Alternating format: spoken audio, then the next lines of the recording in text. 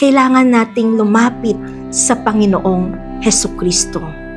Kasi sabi nga ng Diyos sa atin, huwag kang matakot, ako ang inyong Diyos. Di ka dapat mangamba kaninuman. Palalakasin kita at tutulungan, iingatan at ililigtas.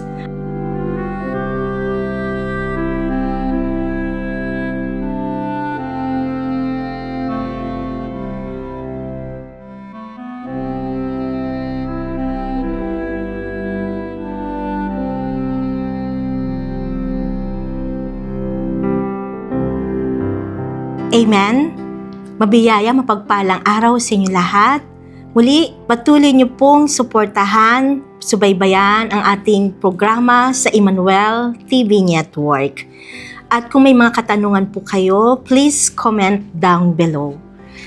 Kaya tayo po'y manalangin sa ngalan ng Ama, ng Anak, ng Espiritu Santo. Amen.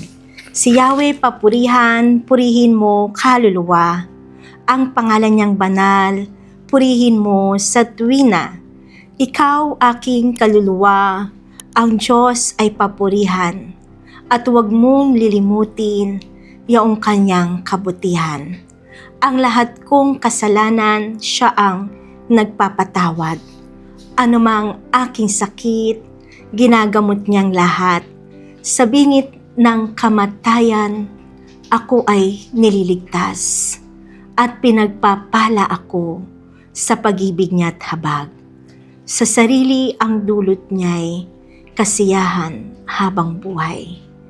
Kaya naman ang lakas ko ay lakas ng kabataan, katulad ng sa agila ang taglay kong kalakasan. Amen. Sa ngalan ng Ama, ng Anak, ng Espiritu Santo. Amen. Mabiyaya, mapagpalang araw po sa inyo lahat. Ako po ang inyong lingkod, Sister Annalyn Bondok, na maghahatid, magdadala ng mabuting balita ng Diyos, ng salita ng Diyos, na nagpapagaling, nagbibigay buhay sa ating lahat. Halina po kayo, samahan niyo po ako, tayo po'y magnilay ng salita ng Diyos. Sa araw po na ito, muli natin pagnilayan ang sinabi sa atin ng Diyos na sa Isaiah 45:22-25, lumapit kayo sa akin at kayo ay maliligtas. Kayong mga tao sa buong daigdig, walang ibang Diyos maliban sa akin.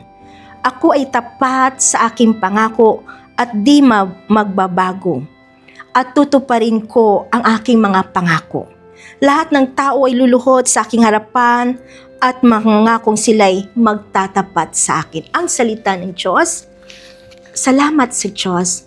Lahat po tayo, kung nais nating maligtas, kung nais nating gumaling ang ating mga sugat, kung nais nating magkaroon ng tunay na kapayapaan ng puso at ng isip, kung nais nating mapawi ang lahat ng takot, pangamba sa buhay, kailangan nating lumapit sa Panginoong Hesukristo. Kasi sabi nga ng Diyos sa atin, huwag kang matakot, ako ang inyong Diyos. Di ka dapat mangamba kaninuman. Palalakasin kita at tutulungan, iingatan at ililigtas. Ang salita ng Diyos, salamat sa Diyos. So mga kapatid, kayo ba ay nalulungkot? Kayo ba ay natatakot sa buhay? Sinasabi sa atin ng Diyos ang katotohanan, huwag kang matakot. Ako ang iyong Diyos.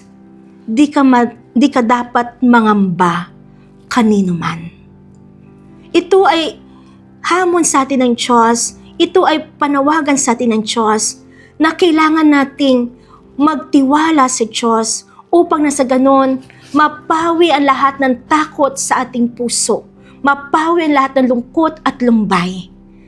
Kasi ang tanong, bakit ang tao maraming takot sa buhay? Bakit ang tao maraming kabalisahan sa buhay? Kasi bakit hindi sila marunong magtiwala sa Diyos?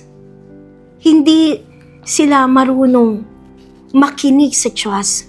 We have to surrender all to God. Surrender all to God. Yung mga bagay na hindi mo kayang ayusin, God controls everything.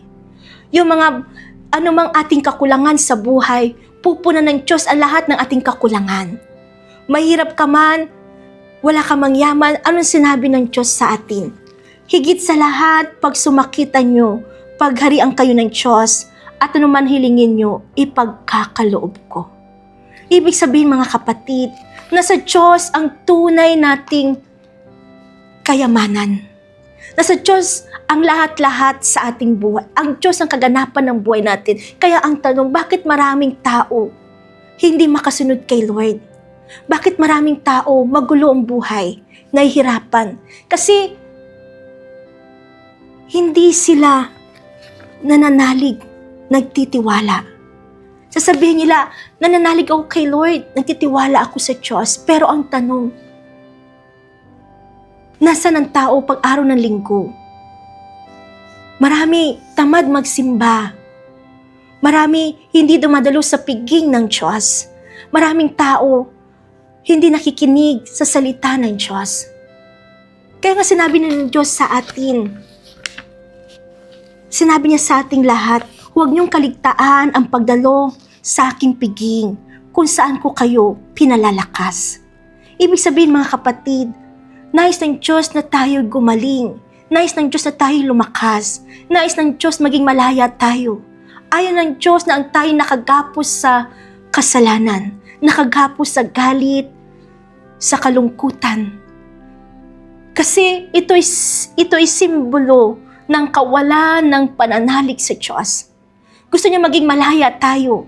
At para maging malaya tayo, tanggapin natin ang katotohanan. Ano yung katotohanan? Na tanging na kay Jesucristo ang tunay na kaligtasan. Na kay Jesucristo ang buhay. Na sa Diyos ang pag-asa ng lahat. Kaya nga, kung ating pakikinggan at pagninilayan ang salita ng Diyos, isa sa isip, isa sa puso, isa sa buhay, mapapawi ang lahat ng takot. Kasi napakalaga po ng pakikinig. Sinabi ng Diyos sa atin, ang pananampalataya ay bunga ng pakikinig. Makakapakinig lamang kung may mangaral ng kanyang salita.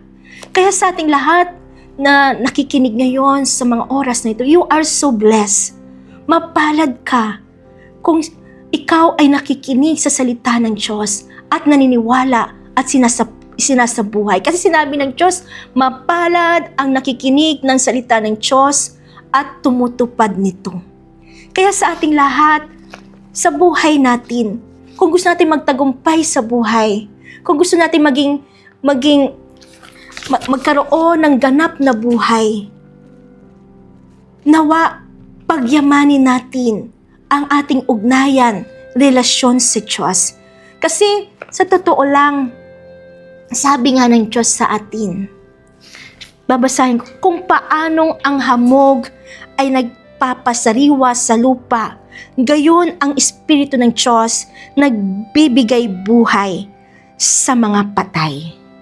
Ang salita ng Diyos, salamat sa Diyos. Ibig sabihin, makikita mo diba ang hamog ay nagpapasariwa sa lupa, lalo na ang Espiritu ng Diyos nagbibigay buhay sa mga patay. Ano ibig sabihin ng Diyos sa ating lahat? Patay ang tao, patay ang espiritu ng tao kung malayo siya sa Diyos. Patay ang tao kay maraming malungkot, nadidepressed, yung iba tumatalon, nagpapakamatay. Kasi bakit? Dahil hindi nila nakita na you are very precious to God. Mahal na mahal ka ng Diyos. May nag-alay ng buhay para sa iyo. May nagligtas sa atin. Inalay ng Panginoon Jesucristo ang kanyang buhay hanggang sa kamatayan sa krus upang ikaw ay maligtas sa kapahamakan, sa aksidente, lalo na sa kamatayan at sa impyerno. Kaya huwag mong hayaan na saktan mo na masayang ang buhay mo dahil hindi ka nanalig, nagtiwala sa Diyos, dahil hindi ka nakinig at naniwala sa salita ng Diyos. Kaya sa lahat ng nalulungkot, nalulumbay, natatakot, sinabi ng Diyos sa ating lahat, lumapit kayong lahat na napapagal, nabibigatan sa inyong pasanin, at makadarama kayo ng kapahinga ng iyong kaluluwa. lumapit tayo sa Diyos at tayong lahat ay maliligtas. Lahat nais ng tao maligtas. Maligtas sa kahirapan, higit sa lahat maligtas sa kapahamakan, sa aksidente, lalo na sa kamatayan. Isa lang ang sagot para tayo maligtas. We have to surrender all to God. Completely surrender all to God.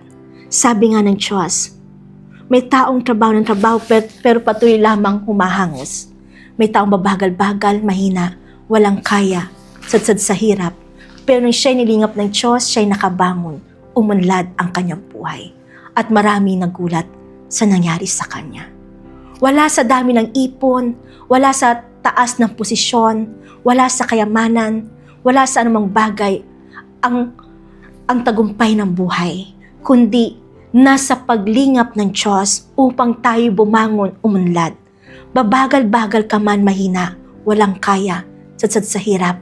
Pero kung tayo'y magpapalingap sa Diyos, susunod sa Diyos, ibibigay ang araw ng linggo, tayo uunlad, babangon. Dahil ang Diyos ang tagapagligtas ng ating buhay. Ang Diyos ang tunay na kayamanan na magbibigay sa atin ng kaligtasan, buhay at pagpapala at tunay na kagalakan at kapayapaan. Napapawi ang lahat ng lungkot at lumbay sa taong may malaking pag-ibig sa Diyos. Amen? Kaya mahal na mahal tayo ng Diyos. Amen. Maraming salamat po and God bless us all. Thank you, Lord. Amen. Awitin natin, Come, Holy Spirit. Come, Holy Spirit, I need you. Come, Holy Spirit, I pray. Come with your strength and thy power. Come with your own special way. Come like a spring in the desert. Come through the weary of soul. Lord, let your sweet healing power touch me and make me whole. Lord, ituro mo sa amin ang daan patungo sa katotohanan at kaligtasan, at yun ang makapangyarihang salita ng Diyos na nagbibigay buhay, nagpapagaling sa lahat ng tao.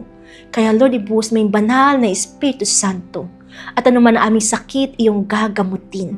Sa bingit ng kamatayan kami ililigtas. Ipagkaloob mong kagalingan, kalakasan, mahabang buhay, pagpapala. Amen. Glory be to the Father, to the Son, to the Holy Spirit, as it was in the beginning, is now, and ever shall be, world without end. Amen. In the Father, and the Son, the Holy Spirit. Amen. Maraming salamat po and God bless us all.